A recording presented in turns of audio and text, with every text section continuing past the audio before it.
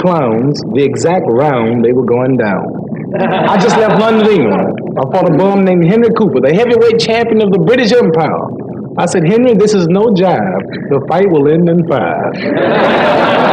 And it did. It did.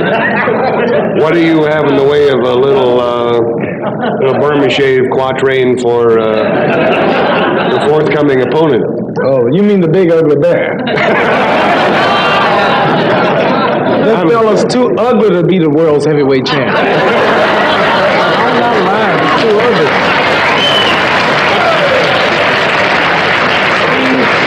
The world heavyweight champion should be pretty like me. I'm as pretty as you, and you're not a fighter.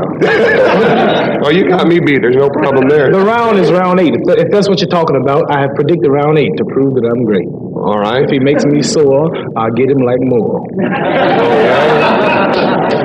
Oh, that's pretty wild. Okay, now we're going to turn the floor open here for questions. Oh, I didn't know you asked questions. Yes, okay. They can use all right for them to put questions to you. I know you can have them. Young man there with the red sweater. How about reciting one of your poems, Cassius? If you like to lose your money, be a fool and bet on Sunday.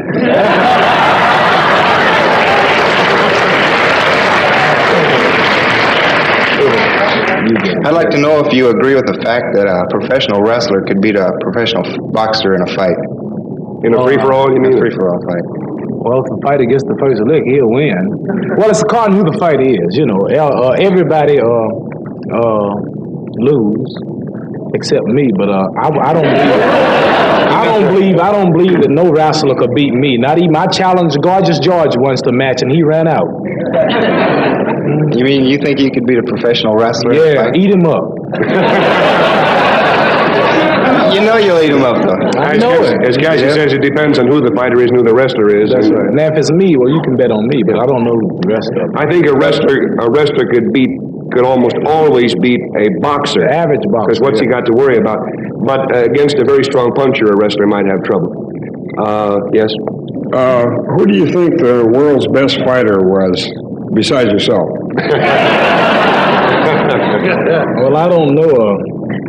The world's greatest to me. I mean, my idol was Sugar Ray Robinson. I would pick him if you asked me the world's greatest fighter. Was a fighter born or created? Well, I would say a great fighter would have to be born. I mean, me myself, I've never received top-notch training. I've never been to training camp. And I can't find nothing around to last over 8 rounds with me. So, I mean, I was really born a boxer, fighter. Mm-hmm. I think that's true of the leading people in any field. All right, this lady right there. Question. How can you always be so sure you're going to win when you say you do, in the round that you say you do? Well, then if I told you how I knew, then you would be the greatest too.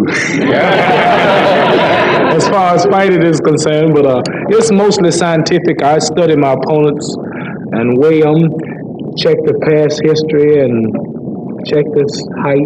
For an example, I fought a fellow named Charlie Powell in Pittsburgh, Pennsylvania, a year ago. A few of you may have read about it.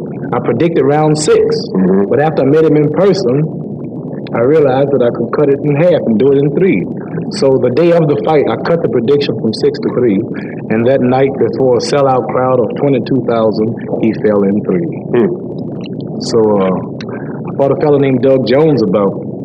A lot of you sports fans heard about that. People say I missed my prediction because the fight went 10 rounds, but they're wrong. First I said Jones in 6. Then I said Jones in 4. 6 and 4 is what? 10. Right you are. Young lady there with the white coat. You look so young. I was wondering how long you've been fighting. Well, I've been fighting 12 years. Gee. I've had 190 some, let me see, I had about 260 amateur fights. 2-time national. I show how great I am. 2-time national Golden Glove champion, 2-time national AAU champion, international Diamond Belt champion, Pan American Game champion, and 1960 World Olympic gold medal winner in Rome. It's a heck of a record. All of those fights.